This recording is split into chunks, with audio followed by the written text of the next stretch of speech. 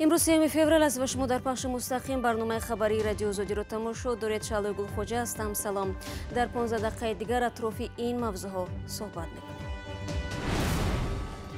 2 هفته در کرانتین صدها نفری که از چین به تاجیکستان برگشتند تحت معاینه پزشکان گرفته شدند. مایک پامپئو وزیر امور خارجه آمریکا در ازبکستان با همتایان خود از آسیای مرکزی دیدار می‌کند. زندگی بعد زندان محبوسان سابق چگونه به حیات معمولی برمیگردند؟ برخی از آنها شغل یافته و با مشکل‌ها پیروز می‌شوند. خوجگی دهقانی ده معاشمون یک 400 سومونی است، 450 سومونی. اما شروع میکنم از یک خبر دیگر. دادگاه عالی تاجیکستان پرونده 9 نفری را که در حمله به دیدبانگاه اشقاباد گمانبر میشوند بررسی میکند. در این باره شیر محمد شاییان رئیس دادگاه عالی تاجیکستان امروز ضمن نشست خبری تاکید نمود. رئیس دادگاه عالی گفت که این پرونده پشت درهای بسته صورت میگیرد و او تفصیلات دادن نمیتواند. در حمله روز 6 نوامبر سال گذشته در دیدبانگاه مرزبانان 20 نفر از جمله سربازان و حمله کشته شدند. شماره قربانیان و گرفتاران ویروس نو در چین افزایش می‌یابد. بر طبق آمار اخیر حالا بیش از 17,000 نفر در آن کشور به این ویروس مبتلا شده، شماره جان باختگان به 361 نفر رسیده است. در عین زمان در تاجیکستان دهان نفری را که از چین به کشور آمدند زیر معاینه پزشکان قرار دادند. فعلا این افراد در بیمارستان‌های دوشنبه، خوجند، باختر و کولاب و نوایی اطراف پایتخت نگاه داشته می‌شوند. به رادیو صوفی و سروینوزی روح‌الله میگویند معلومات را درباره بستری گردیده‌ها نزدیکانشان تنها از طبیبان نوبتدار دریافت می‌کنند. تعدادی از افرادی که از چین برگشتند در این بیمارستان معاینه و نگهداری می‌شوند. اکثریت شهروندان تاجیکستان و بعضی از چین هستند. وزارت تندرستی میگوید در هیچ کس تاکنون علامت‌های بیماری نو را آشکار نکردند. با مقصد پیشگیری پنجشوی انتقال ویروس در جایهای علیحده، یعنی که مؤسسه‌های طبی مخصوص گردان داشته تحت نظارت قرار داده می‌شوند و مدت 14 روز آنها از جانب طبیبان معاینه می‌گردند. در عموم 285 نفر برای احتیاط در شفاخانه‌ها بستری شدند. در این شفاخانه‌ها کرانتین اعلان کردند و کسی را به داخل اجازه نمی‌دهند. آن نفرانی که در تحت نظارت طبیبان قرار دارند با آنها تماس مستقیم توصیه داده نمی شود. این نفران در حجره‌های مخصوص جدا گردانده می شوند و تنها از جانب طبیبان و شخصانی تعیین شده تحت نظارت قرار داده می شوند. شهروندان تاجیکستان و چین از طریق 5 کشور دیگر وارد تاجیکستان می شوند. آنها از فرودگاه توسط نقلیات مخصوص به بیمارستان‌ها انتقال شده، نامشان در درآمدگاه بیمارستان در فهرست مخصوص ثبت می گردد. Она прилетела в 2 часа дня и планировала с подругой сразу на такси приехать домой. دخترم ساعت 2 روز از هواپیما پایین شد. تصمیم داشتند همراه دوگانه‌اش با تاکسی به خانه بیایند. در فرودگاه حرارت بدنش را سنجیدند. او در یک شهر چین تحصیل دارد که در آنجا کرونا ویروس پهن نشده است. از این رو باور داشت او را جواب می‌دهند. لباس تنوک داشت و در فرودگاه سخت خنک خورده است. بعد این در یک اتوبوس خرد آنها را سوار کرده همراه با چندین نفر دیگر به بیمارستان سرایتی آوردند. Маленький автобус набили как селедка их полный автобус, что возможность заражения друг друга увеличила намного, и потом они поехали в больницу. баракатуллоҳ аъзамхонов донишҷӯи соли сеюм яке аз донишгоҳҳои чинро ки рӯзи 22 январ аз чин вориди тоҷикистон шуд 2 рӯз ба баъд дар бемористони сироятии ноҳияи рӯдакӣ бистарӣ карданд. 11 рӯз аст ки муоина мешавад ва табибон гуфтанд ки солим аст. розист 14 рӯз дар шифохона бошад, аммо аз шароити инҷо розӣ нест. условия шаҳр да гап нест, мардак бубай ҳама шароитош ҳаст дронда да як ҷои ҳалол бошад, як туалет дошта бошад, як ҷои дасту табушӯӣ надорад як чи вақто. чин ҳамсояи ҳаммарз ва яке аз манбаъҳои воридоти маҳсулоти сохтмонӣ, хӯрок ва ашёи дигар ба Тоҷикистон аст. мақомот мегӯянд ҷиддӣ будани авзоъро мефаҳманд ва барои ҳамин чораҳои пешгириро ҳамаҷиҳата дар фурудгоҳу дигар дарвозаҳои кишвар тақвият додаанд. شما برنامه خبری رادیو آزادی رو تماشا دارید. در توشکند پایتخت ازبکستان نشست وزیران امور خارجه 5 کشور آسیای مرکزی با شرکت مایک پامپئو وزیر خارجه آمریکا شروع شد. در نشست مذکور دایر به مسائل امنیتی، همگرایی اقتصادی در این کشورها صحبت می شود. دیروز مایک پامپئو با سفر کاری در قزاقستان بود و در یک صحبت با بخش قزاقی رادیو آزادی درباره نقش آمریکا در منطقه و حقوق بشر نظر داد.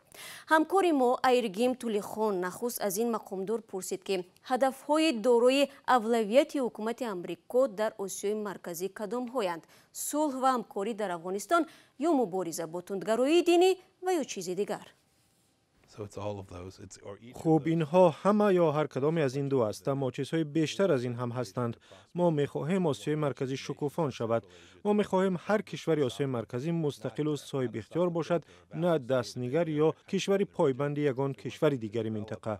ما میخواهیم آنها بر سر خود فرهنگ خاص خود را رشد بدهند، مستقل باشند و توانند برای مردم خود نتیجه های خوب بیارند. بنابراین ما در پهلوی آنها یک جا با آنها کار میکنیم تا به این هدفها نائل گردیم. سوال بعدی از مایک پامپئو این بود که آینده چارچوبه S5+1 یعنی 5 کشور آسیای مرکزی بر علاوه افغانستان در کار حکومت ایالات متحده چگونه است؟ من فکر میکنم که ارزش بلند آن ثابت شده است. ما به سهم محوری قزاقستان در کامیاب گشتن آن ارج میگذاریم. ما حتما درباره مسائل مربوط به امنیت صحبت خواهیم کرد، اما همچنین درباره همگرایی اقتصادی این کشورها صحبت میکنیم و درباره آنکه هر کدام از این دولت‌ها توانند کشورهایشان را رشد بدهند تا توانند شرایط بهتری حقوق انسان، شرایط برای وضع بهتر اقتصادی، فضا برای آزادی‌های بیشتر سیاسی، این همه را یک جای به دست بیارند. انتظار می رود مایک پامپئو امروز در توشکند با سیروژدین مهردین وزیر امور خارجه تاجیکستان گفتگو کند و بینندگان عزیز توجه کنید به یک آگهی. رادیو آزادی در راستای انتخابات پارلمانی 1 مارس نخستین دبات یا بحث رهبران و نمایندگان 7 حزب سیاسی تاجیکستان را تشکیل نمود. نوار این بحث پرمحتوا و گاه تیز و تند روز 6 فوریه در آزادی ویدیو یوتیوب و سامانه‌های رادیوی آزادی پخش می شود. منتظر باشید.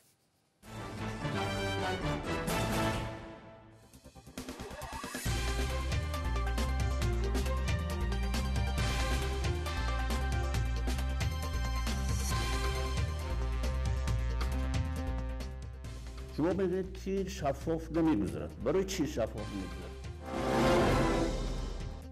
یگان دولت، یگان حکومت با کمیسیون انتخاباتی دخالت کردنش لازم نیست.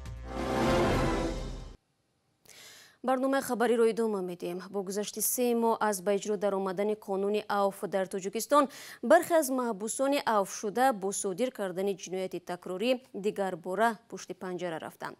برخی از کارشناسان تخمین میزنند که به احتمال زیاد بیکاری و نبود شرایط برای به حیات معمولی برگشتن محبوسان پیشین به این وضع سبب شده است. مقامات در ولایت ختلان میگویند تا حد امکان بعضی از سابق محبوسان را با جای کار تامین نموده و کمک پولی هم دادند. آرزوی کریم در این باره گزارش دارد. دلمراد روزیف ساکن ناحیه قبادیان بعد 4.5 سال حبس طبق قانون عفو آزاد شد. دلمراد برای فروش مواد مخدر پس پنجره رفت. 3 ماه پیش که آزاد شد در فکر آن بود که چگونه زندگی خانواده 6 نفره را میچرخاند. بعد پرسجو در یک مغازه در ناحیه جای کار پیدا کرد. از خواجگی دهخانه همین زمینا دا کشت کرده هم کارو قید نیستن یا صاحبی همین مغازین دا کار کردم هم مغازین دا یکنی ما بیکار بودم. من گفتم خیلی زندگی رو پیش بردن در کار. بعد گفتن که هم خیلی چی تشکیلات دسته که دولت یاردم میکنم. بعد خیلی رفت مراجعت کردم این رئیس را. فریدون کریموی 28 ساله 9 سال عمرش را در زندان گذرانده است. برای دزدی و جلب نابالغان به دزدی حبس شده بود. فریدون برای توی عروسیش آمادگی دارد. بعد آزاد شدن در خواجگی کشاورزی به کار شروع کرد و 450 سامانی میگیرد. بعد اومدن من زندان در اونجا یک شغل اوحالی و چیزی دولتی است و اونجا رفتم کارمون تمرین کردم و کار یک بار کمک پولی گرفتیم و دو بار دیگر این شب میتیم. محبوسان سابق میگویند برایشان پیدا کردن جای کار مشکل است و نه همه آنها بعد بیرون آمدن از زندان راه زندگی را به آسانی پیدا میکنند. از 1800 نفری که در ولایت ختلان طبق قانون عفو آزاد شدند، تنها 27 نفر و مقامات با جای کار تامین نمودند. اونا طبقه آسیب پذیر که هستند، ما با کارخانه و تشکیلات فهمیدیم که آنها رو هم از جهت مادی و از جهت معنوی آنها رو به کار تامین کنند. جامعه شناسان میگویند اکثریت محبوسان سابق در آزادی عادت نکردند و از نگاه جامعه هراس دارند. باید بگیم که آنها چون در محبس در اصلاح شدن می توانند که آنها شاید دیگر به همون کاری که دست داده بودند دیگر اصلا دست نزنند، چون پاداش کشیده خش را گرفته‌اند و می‌خواهند که کار پیدا کنند برای ریسک زندگی خود را پیش برند، مبلغ دریافت کنند، اما از طرف کارفرماها به بیشتر آنها یا که به اکثر آنها باوری خیلی کم است. سازمان‌هایی که با سابق محبوسان کار می‌کنند میگویند مناسبت مردم باوری نداشتن به آنها و مشکل در تهیه سند از مانع‌های بازگشت زندانیان سابق به زندگی معمولی است. مقامات نیز این را تصدیق می‌کنند و میگویند که پیدا کردن جای کار برای آنها دشوار است. ҷурабек муродов, ҳунарманди мардумии Иттиҳоди шӯравӣ, ахиран бо барномаи нави худ дар Душанбе ва вилояти Суғд ҳунарнамоӣ кард. Ин овозхони номдор атрофи иҷодияташ бо ҳамкори мо Искандари Фирӯз суҳбат дошт. ҷурабек муродов аз ҷумла гуфт, ки мехоҳад дар саҳнаҳои кишварҳои ҳамсоя барнома иҷро кунад. خدا خواهد نیتم که این برنامه‌های ازبکستان، بازم قرقیزستان، بازم ترکمنستان، سفرهای از سری نو، همون رشته‌های کنده شده از در بندی. فکر میکنید سرمایه گذاری عرصه فرهنگ از بودجه تاجیکستان برای رشد آن کفایت میکند یا نه؟ وقتی شوروی اگر شما خلق نبیاد ما پلن پر میکنیم، پلن دولت 30 سال فیلرمون ما فقط پلن پر کردیم، میلیون دولت به پول آوردیم، یکی ما هم معاش میفتیم، یکی میرسید هم معاش. حاضر ما همین انسامبل ما یک قدرت نداریم که گرفته سمرقند بریم یا 30 نفر که ایجادگاه کنه، نمیتوانیم فرغانه بریم، حتی نمیتونیم دوشنبه بیاریم. کدام بودجه میرسه؟ این معاش هایی که حاضر هنرمندا ما خنده آور است. شما تا جای اطلاع دارم 4 پسر دارید.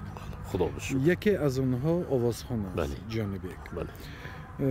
شما سروده های او رو چگونه ارزیابی میکنید؟ جانبیک اول دایره همین سروده ششمخان وای کردم، یک روز فقط همین استراده وای شد که معمول شد، همین رفت استراده. بعد یک روز گفت که من همین استراده میرم. من اول سال دقت شدم کمتر، یکی بعد فکر کردم گفت که من سروده شماختی خانم، من سروده جوربیک مرادف که پچق شده میرم، من باید رای خودم ایامم، من باید که صحنه جانبیک شوم. و خوشبختانه اول البته وقت راضی موندم، وقتی که یکم برنامه‌اش دیدم پرسان شدم که فکرش درست. ва бозрасии давлатии автомобилии Тоҷикистон ба намозгузорон ҳушдор додааст, ки дар сурати нодуруст гузоштани мошинҳояшон дар рӯзи ҷумъа дар роҳ аз 58 то 116 сомонӣ ҷарима хоҳанд шуд. Акбар Қурбонзода, сардори шӯъбаи ташвиқот ва тарғиботи раёсати БДА дар суҳбат бо хабаргузории Ховар гуфтааст, ронандагон бештар дар соатҳои баргузории намози ҷумъа мошинҳояшонро нодуруст таваққуф мекунанд, ки ин ба ҳаракати дигар воситаҳои нақлиёт халал мерасонад. бозам ба навиштаи хабаргузории Ховар дар шаҳри Душанбе дар 38 масҷид намози ҷумъа баргузор мешавад ва садҳо нафар барои намоз мераванд. ин матлаби охирини барномаи имрӯз буд. то 24 соати дигар, яъне то нашри барномаи навбатӣ, метавонед аз вебсайти радиои озодӣ зери нишони cw.ozodi.org истифода кунед. наворҳои ҷолиб дар озодӣ видео канали мо дар ютуб гузошта мешавад. ҳамзамон саҳифаҳои мо дар шабакаҳои иҷтимоӣ дар хидмати шумо айзон аст. сипос аз ҳамроҳӣ ва то мулоқоти баъдӣ. худо нигаҳдоратон бошад.